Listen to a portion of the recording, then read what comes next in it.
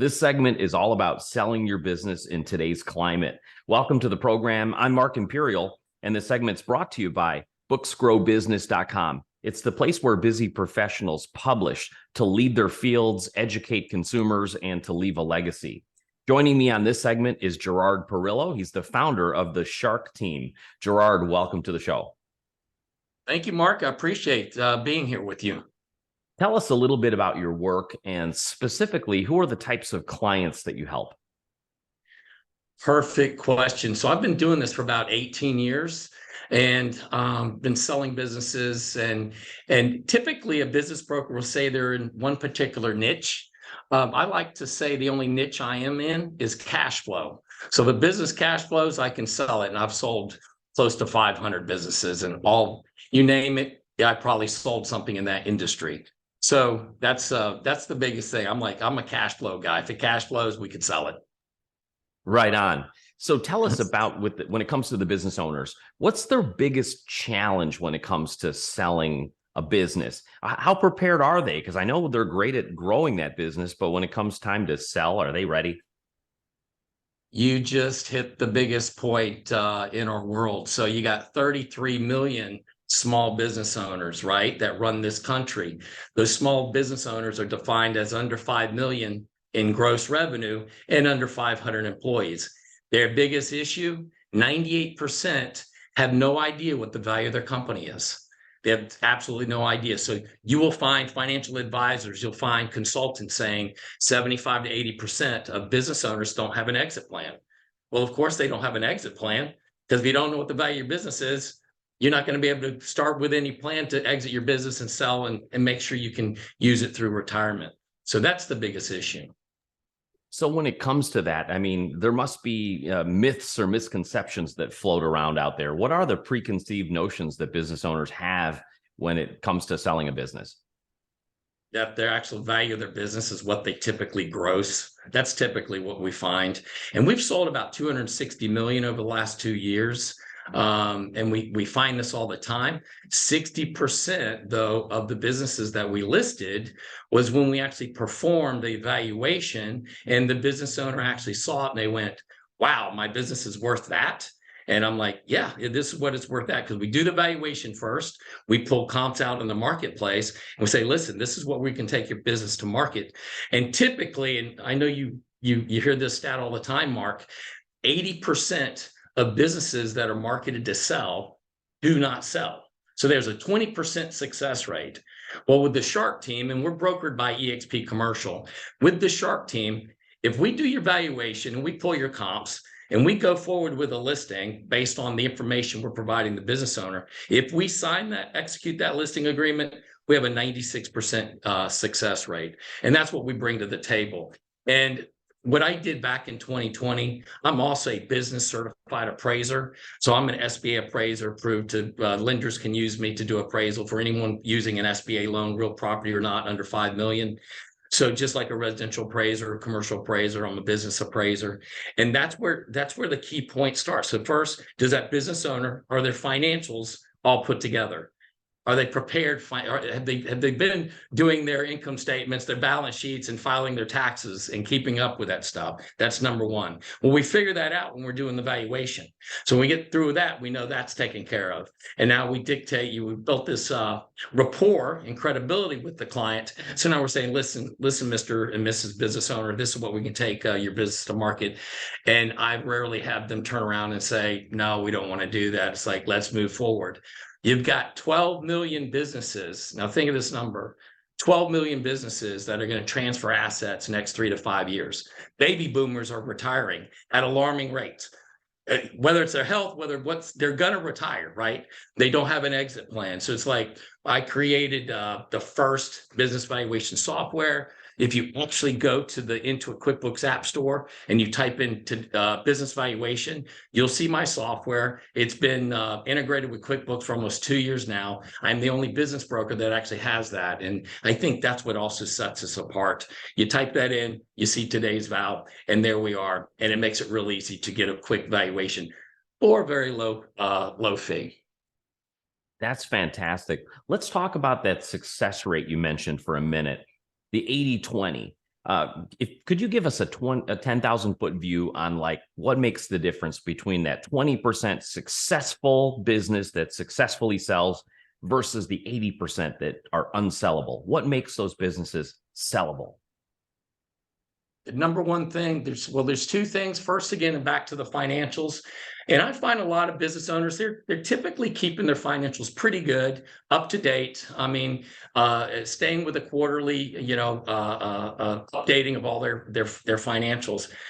But what makes that 80% higher is because typically a business broker or a consultant, whoever's working with that business owner, is going to let that seller dictate where and what price you're taking it to market. And every buyer or investor that's coming to look, they've got guys smarter than me that are on their side, that know how to analyze financials. We're also looking at possibly getting SBA or other type of commercial lending. So you got underwriters evaluating all the financials. So if the client gets to dictate, number one, the price and how to take it to market, that's where that fail rate is. We do our best to build that credibility rapport with the client. So when we get to that point and we say, Mr. or Mrs. Business Owner, this is the price that we can sell your business for, they're usually all in. They bought all in, right? Because we spent a few months working with them on their financials. And that's typically what the biggest issues are. And of course, there might be other issues with the way the operation is or the customer base, but those are the highest ones that create that big gap in between success and non-success of selling a business. Gerard, what inspired you to get into this field and help business owners sell their businesses? How did you get started? Well, I love that question because I started in residential real estate. And so I have a master's degree, I'm an MBA, I've got a law degree, and all of that stuff taught me how to read financials. And when I got out of law school, I actually became a mortgage broker, then I got into real estate. And you know what? I wasn't really good in real estate. So it's kind of funny. It's been a year or two. And then I saw little advertising in the newspaper. Now, this is going back 18 years that said, use your real estate license to sell a business. And believe it, in the state of Florida, that's all you need to sell a business. You don't need to have any other degrees, any other licensing. You just need a real estate license. So I went to a little room at a Holiday Inn, listened to a big business broker talk about businesses. And I'm like, wow, this is kind of interesting. So we don't have to deal with the emotions on the residential side. You just have to deal with the facts. The facts are, what are those financials saying? What is that cash flow of that business? And then there's some multiplier that we're going to put against it. So I would say in the first 2 to 3 years, I mean, I was very good at convincing people, giving confidence in them, on my abilities, help them sell the business.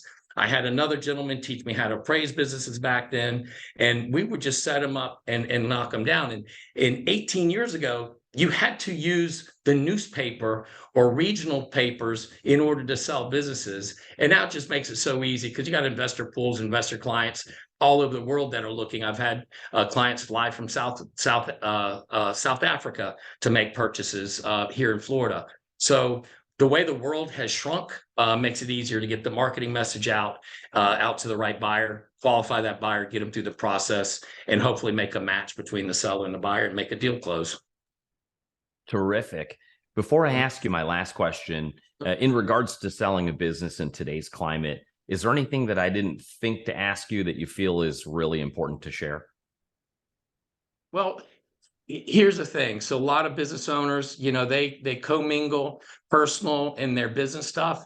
I just like to tell the business owners that's okay. Guys like us, an appraiser will pull that out. You don't have to worry about hiding that stuff.